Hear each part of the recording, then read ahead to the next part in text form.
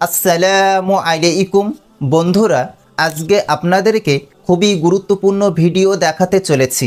হিন্দু পণ্ডিত দেবকীনন্দন ঠাকুর তিনি এমন কিছু কথা বলেছেন যা শুনলে আপনারা সত্যি হতবাক হবেন। কেননা সামনে রমজান মাস আসছে।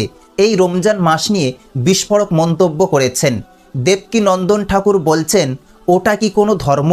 তথা মুসলমান কি কোনো ধর্ম? মুসলমান বলে কোনো ধর্মই নেই। রমজানে ওরা মানুষ মারে, ওরা মানুষ মারতে বলে। যে ধর্মের মধ্যে মানুষ মারতে শেখায় সেটা কোনো ধর্মই হতে পারে না। তাদের কোনো খোদা ঈশ্বর নেই। খোদা তো সেই হবে যে বাঁচতে শেখায়।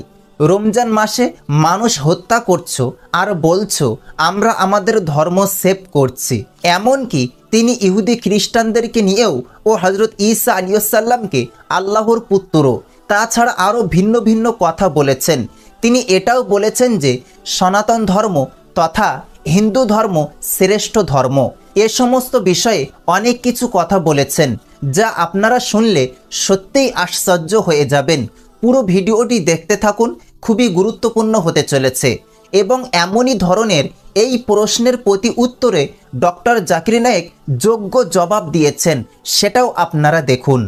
सबसे पहली बात, वो धर्म ही नहीं है जिनको आप धर्म के नाम पे बांटने की बात कर रहे हैं। कि ये कौन सा धर्म है जो रमजान में लोगों को मारने की बात कर रहा है, मार रहा है? तो धर्म है ही नहीं। धर्म कौन सा धर्म है जो मारना सिखाता है? और अगर किसी धर्म में ये सिखाया गया तो वो धर्म नहीं है। उसमें कोई भगवान नहीं, उसमें कोई खुदा नहीं। खुदा वो है जो जीना सिखाता है। कुरान पढ़िए, पूरा जीने की उसमें चीजें बताई जाती हैं। दूसरों को पानी पिलाना कितने गर्व की बात बताई जाती है। रमजान में आप लोगों का कत्लेआम कर रहे हो और कह रहे हो हमारा धर्म सेव करना है, मुझे नहीं लगता। क्रिश्चियन, हम लोग ईसा मसीह को कहते हैं, वो बाइबल में कहा गया है he is a son of God. कौन है वो? He is not God, he is a son of God. Then who I am, who are you? We are also son of God. Then who is God? Krishna only God. सिर्फ भगवान कृष्ण ही है। कृष्णम वंदे जगत गुरु, वो भगवान है, बाकी के हम सब बच्चे हैं। तो ये मजहब हैं, पंथ हैं जो उन रास्तों पे चलते हैं। धर्म तो सिर्फ सनातन है जो अनादिकाल से था, है और अनादिकाल तक रहेगा। बाकी के सब लोगों की बनाई हुई अपनी रचना है, जहां जो बांट दे, जो मिटा दे, जो मारने की बात करे और जो बदलने की, कन्वर्ट करने की। मींस तुम में इतनी कैपेसिटी नहीं है। कोई मनी के बल पे कन्वर्ट कर रहा है, कोई विचारों के बल पे कन्वर्ट कर रहा है, लेकिन है सनातन धर्म ऐसा है जो किसी को कन्वर्ट करने की बात नहीं करता। सनातन धर्म को लोग स्वतः ही स्वीकार करते हैं क्योंकि जीवन जीने की जिस कला को सिखाता है वो सिर्फ सनातन धर्म सिखाता है, कोई और नहीं सिखाता। कि अगर हर मजहब, हर धर्म की किताब में लिखा है कि भगवान एक है, तो मुझे इस्लामी क्यों फॉलो करना चाहिए? बहुत अच्छा सवाल। अगर हिंदुइज्म में लिखा भगवान एक है, क्रिश्चियनिटी में लिखा भगवान एक है, इस्लाम में लिखा भगवान एक है, तो मुझे इस्लामी क्यों फॉलो करना चाहिए? मैं हिंदू ही रहूँगा, मैं ईसाई रहूँगा। बहुत अच्छा सवाल है।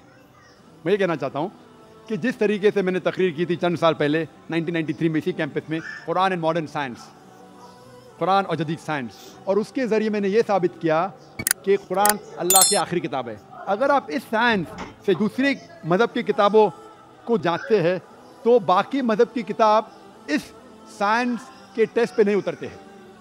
लेकिन हम ये कहते हैं कि अल्लाह सुब्हानहू व तआला ने कई किताबें नाजिल की है।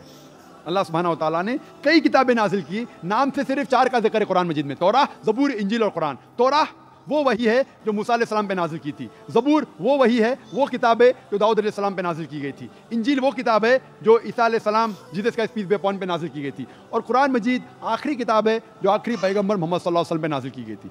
लेकिन कुरान मजीद में ये भी लिखा है सूरह राद में, सूरा नंबर 13 आयत नंबर 38 में, कुल्ल अजलिन किताब, और हर दौर में हमने किताब नाजिल की है। यानी अल्लाह ताला ने बहुत सी किताबें नाजिल की है, सिर्फ 4 का जिक्र है।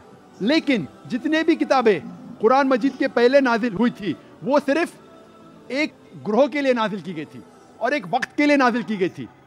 जिस तरीके से बाइबल में लिखा है, Gospel of Matthew chapter number 15 verse 24, Gospel of Matthew chapter number 10 verse number 5 और 6 कि ईसा अलैहिस्सलाम सिर्फ बनी इसराइल के लिए भेजे गए थे, तो इंजील सिर्फ बनी इसराइल के लिए भेजे गए थे। उसी तरीके से जितने भी किताबें, जितने भी पैगंबर मोहम्मद सल्लल्लाहु अलैहि वसल्लम के पहले या कुरान के पहले नाजिल की गई किताब, वो सिर्फ एक महदूद वक्त के लिए थे और एक ग्रोह के लिए था। लेकिन क्योंकि कुरान मजीद आखिरी कलाम है अल्लाह सुब्हानहू व तआला की और मोहम्मद सल्लल्लाहु अलैहि वसल्लम आखिरी पैगंबर है, वो सिर्फ मुसलमानों के लिए नहीं भेजे गए थे, सिर्फ अरबों के लिए नहीं भेजे गए थे। कुरान मजीद में लिखा है सूरह इब्राहिम में सूरा नंबर 14 आयत नंबर 52 में 52 में, सूरह इब्राहिम सूरा नंबर 14 आयत नंबर 1 में, सूरह अज़ुमर सूरा नंबर 39 वर्स नंबर 41 में, सूरह बकरा में सूरा नंबर 2 आयत नंबर 185 में।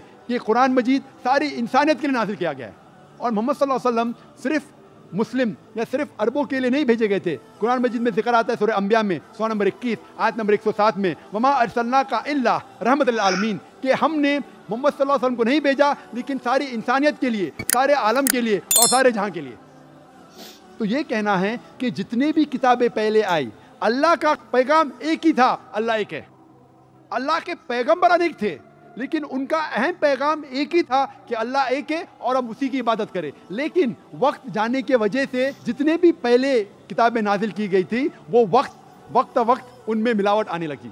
और आप कोई भी स्कॉलर से पूछो, चाहे बिब्लिकल स्कॉलर पूछो, क्रिश्चियन स्कॉलर से पूछो, there are so many interpolation in the Bible में मिलावट है। अगर आप वेद के स्कॉलर से पूछेंगे वो कहेंगे वेद में मिलावट है। तो जितने भी किताबें पहले नाजिल की गई थी उनमें मिलावट है, जितने पैगंबर भेजे गए थे उनका पैगाम बदल चुका है। लेकिन एक अहम बात है कि ये किताब के अंदर मिलावट आने के बावजूद फिर भी हर मजहबी किताब में तौहीद है, हर मजहबी किताब में लिखा है कि भगवान एक है। तो मैं कहता हूं गैर मुसलमान से और मुस्लिम से भी कि आप मान लो कि एक किताब 100% खुदा की किताब है। कोई भी शख्स, कोई भी इंसान जो खुदा में मानता है उसे कोई भी एतराज नहीं होगा मानने के लिए कि एक किताब 100% खुदा की किताब है। हिंदू कहेगा वे 100% खुदा की है, क्रिश्चियन कहेगा बाइबल 100% खुदा की है, मुसलमान कहेगा कुरान 100% खुदा का है। No problem. तो मैं कहता हूं जो भी चीज़ ये मजहब की किताबों में यकता है वो चीज़ पे हम अमल करें। और जब हम तहकीक करते हैं यकसानियत मिलती है कि खुदा एक है। दूसरी यकसानियत मिलती है कि सब किताबों में लिखा है कि आखिरी पैगंबर आने वाले हैं, उनका नाम है मोहम्मद सल्लल्लाहु अलैहि वसल्लम।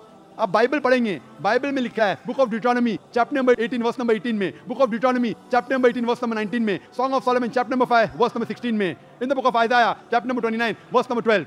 ये ओल्ड टेस्टामेंट है। न्यू टेस्टामेंट पढ़ेंगे, लिखा है Gospel of John chapter number 14 verse number 16, Gospel of John chapter number 15 verse number 26, Gospel of John chapter number 16 verse number 7, Gospel of John chapter number 16 verse number 12 to 14। मैं कह सकता हूं कितने हवाले Bible में जिसमें लिखा है कि आखिरी पैगंबर आने वाले मोहम्मद सल्लल्लाहु अलैहि वसल्लम है। उसी तरीके से हम जब हिंदू मजहब की किताबों का मुताला करते हैं उसमें लिखा है भविष्य पुराना पर्व 3 खंड 3 अध्याय 3 श्लोकास 5 से 8 तक, भविष्य पुराना पर्व 3 खंड 3 अध्याय 3 श्लोकास 10 to 27। इसमें लिखा है कि आखिरी पैगंबर मोहम्मद सल्लल्लाहु अलैहि वसल्लम आने वाले हैं। इसी तरीके से आप पढ़ेंगे Yajurveda chapter number 21 verse number 31, Yajurveda chapter number 21 verse number 55। आप अगर पढ़ेंगे Kuntap Sukta Atharvaveda book number 20 hymn number 127 verse number 114 में लिखा है मोहम्मद सल्लल्लाहु अलैहि वसल्लम आने वाले। और मैं 100 से ज्यादा हवाले दे सकता हूं सिर्फ हिंदू मजहब की किताबों में जिसमें लिखा है मोहम्मद सल्लल्लाहु अलैहि वसल्लम पे अमल करो, मोहम्मद सल्लल्लाहु अलैहि वसल्लम आखिरी पैगंबर है। বন্ধুরা এতক্ষণ ধরে আপনারা দেবকীনন্দন ঠাকুর ও ডক্টর জাকির নায়েকের ভিডিওটি দেখলেন। ডক্টর জাকির নায়েক বিভিন্ন গ্রন্থের রেফারেন্স দিয়ে যুক্তি তর্কের মাধ্যমে প্রশ্নের যোগ্য জবাব দিয়েছেন। আমার কাছে তো এই ভিডিওটি খুবই ইনফরমেটিভ লেগেছে।